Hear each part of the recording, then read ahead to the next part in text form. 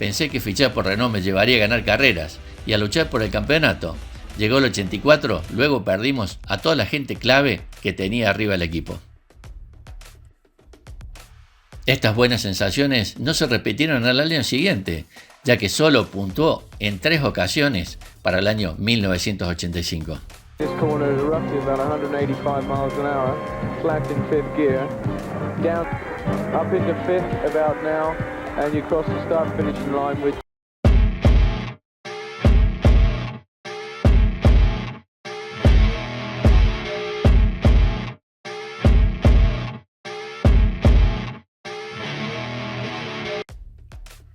Derek Stanley Arthur Warwick, más conocido como Derek Warwick, es un ex piloto de automovilismo británico. Corrió en 11 temporadas en Fórmula 1, logrando 4 podios. También Warwick participó exitosamente en carreras de resistencia, ganando el Campeonato Mundial de Resistencia en 1992, y fue parte del equipo Peugeot, ganador de las 24 horas de Le Mans ese mismo año. Tras diversos éxitos que Warwick cosechó en la década de los 70, hicieron que fuera un piloto considerado. En primer lugar, llegarían las victorias en el campeonato de Super Stocks británico de 1971 y en el Stock Car Racing World Championship de 1973. En 1976, Derek dio el salto a los monoplazas, comenzando así una etapa decisiva en su trayectoria. En ella consiguió ganar la Fórmula 3 británica Vanderbilt y ser subcampeón de la Fórmula 3 británica BARC en 1978. A pesar de no ganar el certamen de Fórmula 2, Derek fue subcampeón del mismo en 1980, algo que le sirvió para que Toleman le eligiese como uno de sus pilotos para 1981, el primer año de la formación británica en la Fórmula 1. Las 2 primeras temporadas de Warwick en el Mundial no fueron ni mucho menos exitosas, ya que no se clasificó para más de la mitad de las carreras, y las que lo consiguió solo vio la bandera a cuadros en 2 ocasiones. La primera temporada fue especialmente dura para el equipo, todo era nuevo, ni Toleman ni Hart habían participado nunca, y el proveedor de neumáticos Pirelli no estaba en la Fórmula 1 desde 1958. También Derek Warwick debutaba y solo Brian Henton tenía la experiencia de 7 grandes premios en sus espaldas. Además, la Fórmula 1 estaba comenzando una radical transformación que se plasmaba en los enfrentamientos entre FISA y FOCA. El equipo Toleman se tomó la temporada como aprendizaje. De nuevo, Rory Brain se encargó del diseño del TG 181 Hart. Era un monoplaza muy pesado de 640 kilos, mientras que por lo general el resto estaba entre los 560 y los 590 kilogramos. Se había optado por un motor turbo de 4 cilindros en línea que daba unos 520 caballos, potente pero muy voluminoso.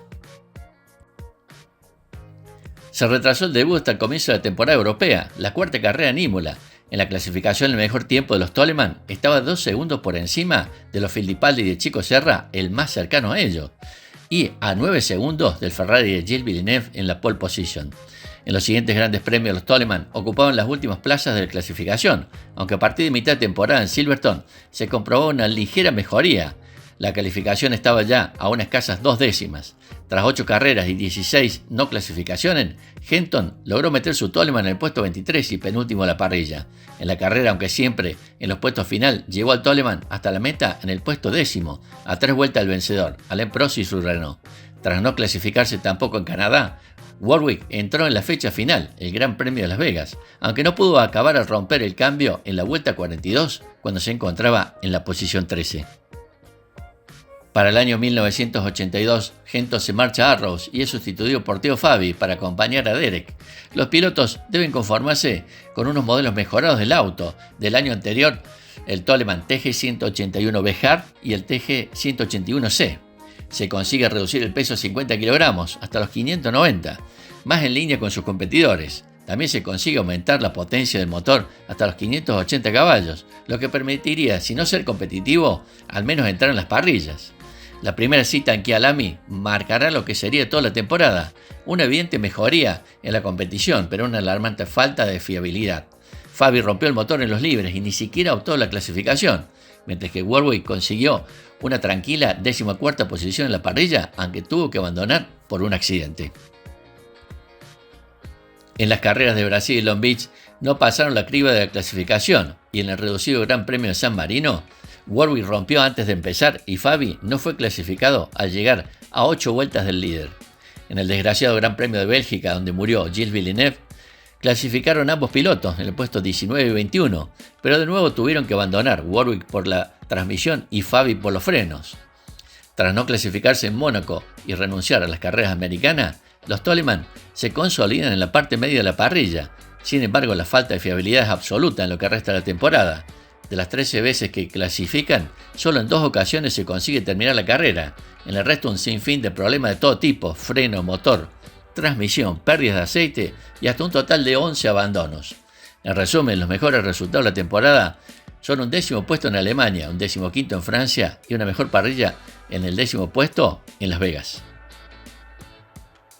El Toleman por aquel entonces no era un coche rápido, mucho menos un cohete. No fue hasta 1983 cuando los resultados experimentaron una leve mejoría. La tasa de abandonos de Derek fue muy alta, algo constante en su trayectoria, pero en las últimas 4 citas del curso, el británico consiguió meter a su Toleman TG183 en los puntos. Tras una temporada de aprendizaje y otra de consolidación, los Toleman debían optar en 1983 a la lucha por los puntos. Bain diseña de nuevo el Toleman TG183B Hard. Se utiliza la fibra de carbono y se diseña el doble alerón trasero, muy curioso y para algunos extravagante, pero que resulta bastante competitivo. Ya en la primera carrera, Warwick consigue el 5º mejor tiempo en parrilla, a 8 décimas de la pole del Williams de Keke Rosberg. Bruno Giacomelli, sustituto de Fabi, se conforma con la 15ª plaza. En carrera se consigue un 8º puesto para Warwick y Giacomelli se retira por un trompo. Sin embargo, el problema de la fiabilidad no se consigue resolver.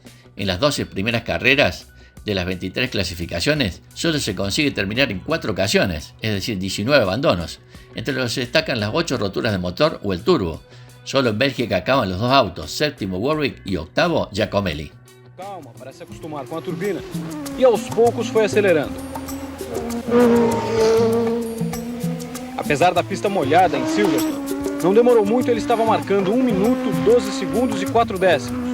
Tempo melhor que o do ex-primeiro piloto da Toleman, Derek Warwick. El trabajo del equipo da sus frutos y en las últimas 4 carreras las roturas parecen desaparecer. 7 clasificaciones y un solo abandono. Por fin los Toleman consiguen marcar los ansiados puntos.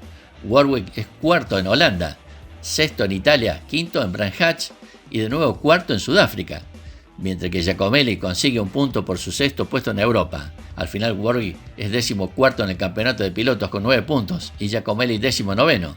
En el campeonato de constructores, Toleman consigue una esperanzadora 9ª posición. Este buen rendimiento provocó que Renault le fichase para 1984, dejando el inglés una vacante en Toleman, que sería ocupada por un joven Ayrton Senna. De esta forma, Warwick entró en el equipo de la marca del rombo como el único piloto no francés, tras Eddie Cheever, que condujo para ellos en la primera etapa de la firma Gala en la Fórmula 1.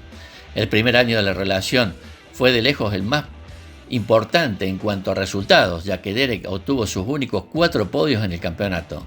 En ese 1984, los múltiples abandonos en carrera le impidieron llegar más lejos de la 7ª posición en la general de pilotos. A pesar de ello, el corredor inglés fue claramente el líder del equipo, que compartía con un prestigioso Patrick Tambay. Fuimos competitivos toda la temporada de 1984. Alain Prost abandonó el equipo el año anterior. El auto del 84 era genial, Brasil empezó bien, lideraba la carrera hasta que faltaban 11 vueltas para el final y entonces me detuve. Para ser sincero, podríamos haber acabado la primera parte de la temporada liderando el campeonato, pero hablar es muy fácil. Pensé que fichar por Renault me llevaría a ganar carreras y a luchar por el campeonato. Llegó el 84, luego perdimos a toda la gente clave que tenía arriba el equipo. Estas buenas sensaciones no se repitieron al año siguiente, ya que solo puntuó en 3 ocasiones para el año 1985. El auto del 85 era 3,5 segundos más lento que el del 84 y la temporada fue cuesta abajo desde ahí. Lotus estaba volviendo a ser bueno de nuevo con Senna y Renault. Tuvo un cambio de política y quería llevar su propio equipo. Pensé que lo correcto era estar con un fabricante como Renault. No sabía que todos los mejores pilotos iban a saltar del barco y a dejarnos a mí y a Patrick Tambay con diseñadores sin experiencia, explica Warwick. You're approaching this corner at roughly about 185 miles an hour, flat in fifth gear, down, up into fifth about now, and you cross the start-finishing line, which of course I hope to finish. Esa sería la última temporada del equipo francés en el campeonato hasta su regreso en el año 2002, hecho que obligó a Warwick a buscar otro lugar donde podría correr. Derek tuvo la opción de fichar en Williams, escudería con la que Nigel Mansell comenzó a sellar victorias con su nombre, sin embargo no lo hizo. Lo duro fue realmente ver a Nigel empezar a ganar con el auto que rechacé, pero tenía lo que tenía y tenía que tratar de aprovecharlo. ¿Podría haber terminado con el récord de Nigel? Es imposible de decir. Nigel fue un talento impresionante, uno de los mejores pilotos británicos que hubo en mi opinión. Creo que podría haber ganado carreras y creo que podría haber igualado a Nigel. Pero si no tenía esa confianza en mi propia habilidad, ¿qué sentido tenía correr? Lo que sé es que generalmente era más rápido contra cada compañero de equipo y gané muchas carreras en autos deportivos. ¿Por qué? Quizás estaba en los mejores equipos y ganar es fácil cuando estás en esa situación. Clasificar a mitad de parrillas y a veces al final darlo todo para acabar séptimo construye un carácter y si dejas que se apodere de ti puedes perder confianza. Creo que en una de mis fortalezas fue que nunca observé lo que otros estaban haciendo o lo que podría haber hecho si hubiese firmado contrato con Williams. Simplemente aproveché lo mejor que pude, el auto y la situación que tuve. Aunque en el 86 iba a pilotar con Lotus, según relata, Ayrton Senna, el que iba a ser su compañero de equipo, imposibilitó el acuerdo. Esto, de acuerdo a las palabras de Derek, detuvo su carrera. Firmé el contrato con Lotus a finales del 85 para el año 86 pilotar junto a Senna en los mismos términos. Senna decidió que yo era una amenaza y trabajó con los patrocinadores para romper mi contrato. Llegué a Lotus y me dijeron que no iban a firmar su parte del contrato y que Senna había presionado a los patrocinadores y que no podían permitirse ir en contra de eso. Así que me quedé sin asiento porque en ese momento todos los tratos estaban hechos. Para ser sincero, cuando miro hacia atrás, me doy cuenta de que la decisión de Senna y Lotus detuvo mi carrera. Nunca me recuperé realmente en términos de volver a estar en un equipo puntero. No fue hasta mediados de 1986 cuando el británico encontró una plaza disponible después de que Senna se negase a que Derek fuera su compañero en Lotus. Fue en Brabham, como sustituto de Elio De Angelis, quien había muerto en un desgraciado accidente en un entrenamiento en Paul Ricard. Tanto él como su compañero Riccardo Patrese no tuvieron buenos resultados, por lo que Warwick decidió marcharse a Arrows, en la que permaneció 3 temporadas completas.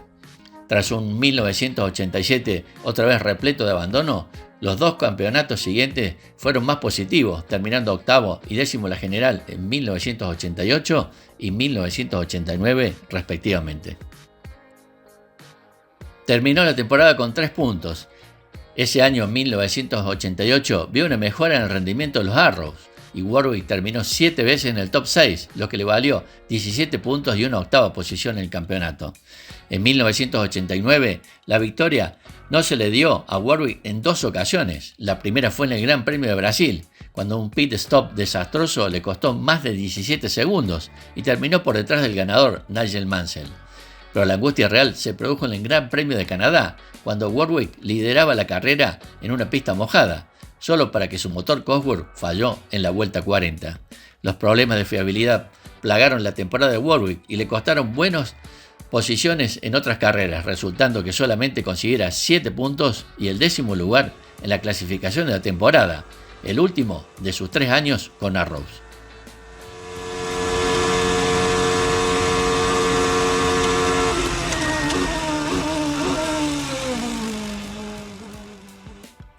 Estar en Arrows en 1989 fue brillante y definitivamente luchamos por encima de nuestras posibilidades. Hubo oportunidades de ganar, pero la parada en Brasil y el hecho de que se rompió el motor en Canadá acabaron con ellas. De cara al año 1990, decidió unirse a Lotus en lo que fue una campaña decepcionante. Sumó 3 puntos y concluyó en el puesto 14 en el campeonato, lo cual provocó que se alejase del Mundial durante un par de años. Después de tomarse 3 años sabáticos en la Fórmula 1, retomó la competición en 1993 con el equipo Footwork, pero sumó en 2 carreras, terminando en el puesto 16 en la clasificación, siendo su último año en la Fórmula 1. Con respecto a mi carrera en la Fórmula 1, no creo que hubieran abusado de mí. Creo que tuve mucha suerte de sobrevivir. El hecho de venir de mi trasfondo y estar en la Fórmula 1 ya era un sueño. Miro atrás y me sorprendo de haber sido un piloto en los años 80 y principios de los 90, que fue la mejor época para estar en Fórmula 1. Había efecto suelo y 1500 caballos, neumáticos para clasificar en una vuelta, la primera transmisión semiautomática y piloté contra los mejores pilotos en mi opinión. Competimos cuando a los pilotos se les veía como gladiadores, cuando respetabas a tu rival. Los autos eran frágiles y si tenías un accidente te hacías mucho daño. No estoy diciendo que eso fuera parte buena, pero cambió lo que el espectador pensaba de los pilotos. Warwick también compitió con éxito en las carreras de resistencia. Compitió con el equipo Jaguar entre 1986 y 1991, donde fue subcampeón en el Campeonato Mundial de Resistencia del último año. Para 1992 formó parte del equipo oficial Peugeot y logró ganar las 24 horas de Le Mans y el Campeonato Mundial de Resistencia. También compitió en el Campeonato Británico de Turismo, BTCC, después de retirarse de la Fórmula 1, conduciendo para el equipo oficial Alfa Romeo en 1995.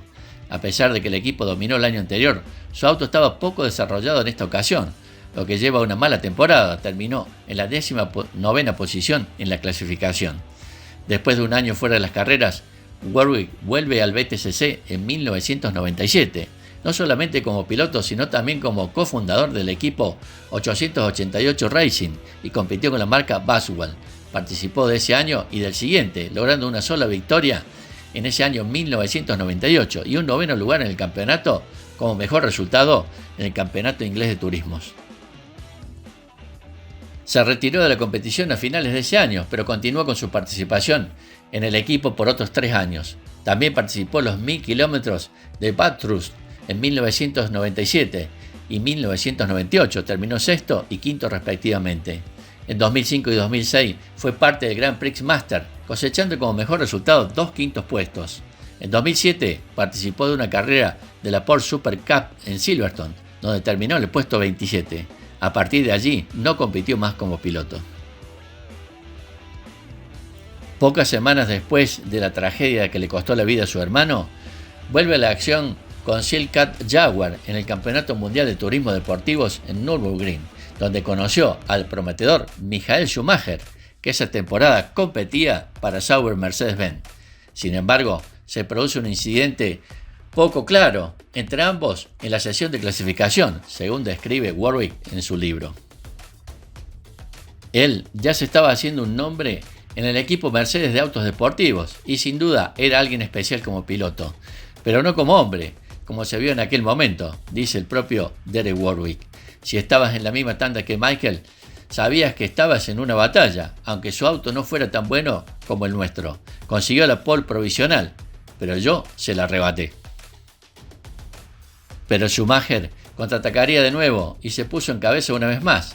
Warwick puso entonces neumático fresco y con una salida lenta se preparó para contraatacar. Vi aparecer un Mercedes por mis retrovisores, en la curva que precede a la recta trasera. Incluso golpeé el piano por el interior para evitarlo en la medida de lo posible, recuerda el británico. Cuando volví a salirme del piano para dar mi vuelta de clasificación, el Mercedes se echó de repente a la derecha y se fue directo contra mi rueda delantera izquierda. La rueda se salió y el morro se rompió, así que mi búsqueda de la pole position se acabó, continuó Warwick. Estaba fuera de mí, enfurecido por la falta de respeto y el peligro absoluto de lo que me acababa de pasar.